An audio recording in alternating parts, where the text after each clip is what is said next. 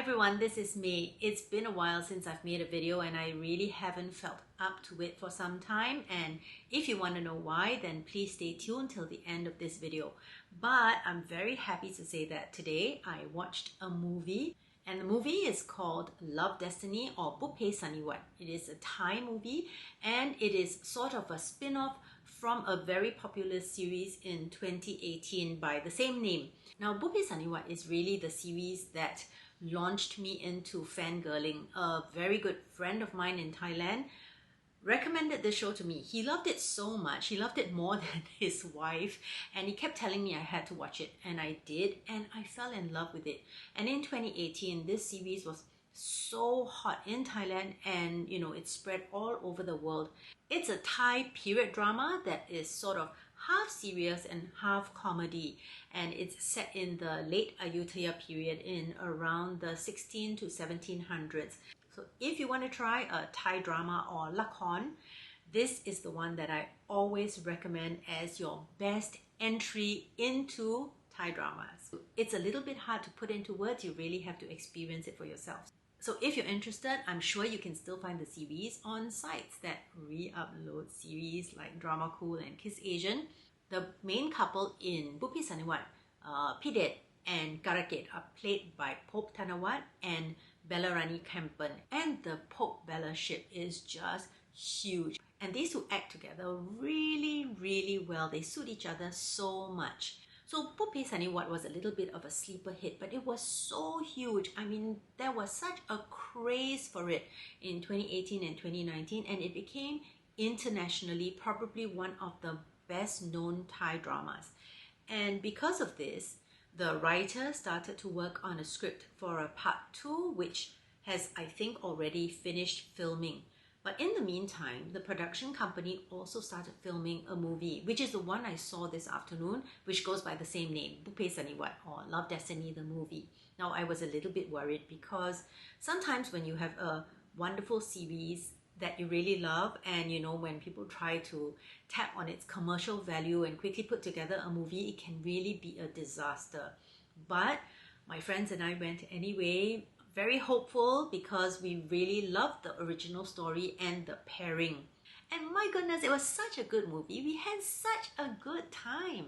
This movie is set in the late 1700s in the early Ratanakosin period, which follows the Ayutthaya period of the original Buppesanivas.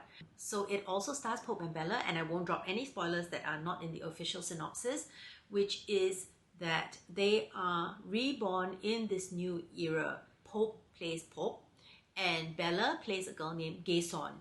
Now, Pope remembers that Gason was Karaket in a previous life and that they were destined to be together. But Gason is a more modern woman and she doesn't believe in destiny, so she's not interested in Pope. And then we have a new character, Matus, played by Ice Paris, who comes in from the future. So this movie hit all the right notes. It's really clever. The twists and turns are very smart, a bit unexpected, not overly dramatic, very comfortable to watch. The comedy is really great. There's some, physical slapstick comedy as well as some play on words, and it's really well done. The movie is 2.5 hours long, which is really long, but it wasn't draggy at all, and I found the pacing to be very good, very entertaining, and I really had fun for the entire 2.5 hours. So it doesn't have a very big main cast, but everyone is very well cast, and each role is written really well because they have a real function in the movie. Pope, of course, is wonderful with his manly chiseled jaw and his beautiful smile.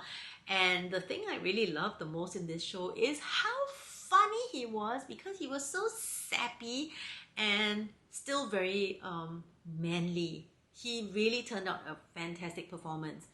Bella, of course, is my favorite Thai actress. I think she just embodies every role she's in, and she was absolutely radiant in this show. And the styling is very beautiful, but the most eye-catching thing was that she had very little makeup on. I mean, they have foundation and that kind of thing, but she didn't have like eyeliner and visible eyeshadow or blusher, and she just looked so fresh and so beautiful and really glowed in this movie. She is such a joy to watch in every show.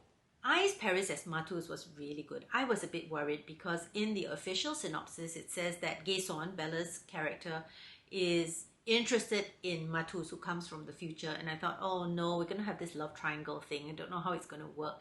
But the only spoiler I'll tell you is that that is absolutely not true, but he has a very interesting role, and he is very critical to the plotline, and it worked out so well, and I think he did a really good job as well.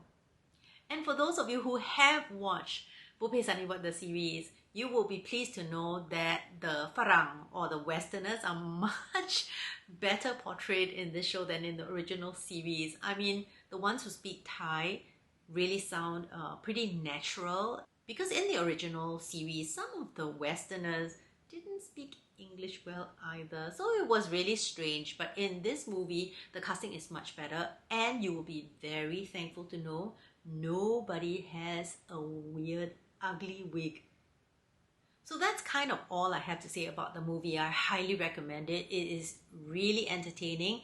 You can enjoy it even if you haven't seen the original series, although that will give you, a few Easter eggs here and there that make it more enjoyable. And this pair is so nice to watch on screen. So I highly, highly, highly recommend it.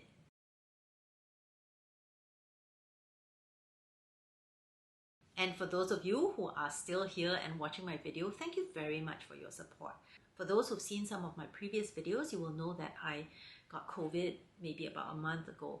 I was pretty sick, but what caught me more by surprise was how down it made me feel and how difficult I have found getting out of this funk. But I just haven't really had an enthusiasm for anything the way I normally have. So I haven't really picked up anything by MXTX for quite a while. Tried to pick up a book, no interest. Didn't really want to read the manhwa, which is quite unusual for me. I have, however, retained my love for the Untamed. So I've watched bits of that on and off, and that has made me feel a little bit better.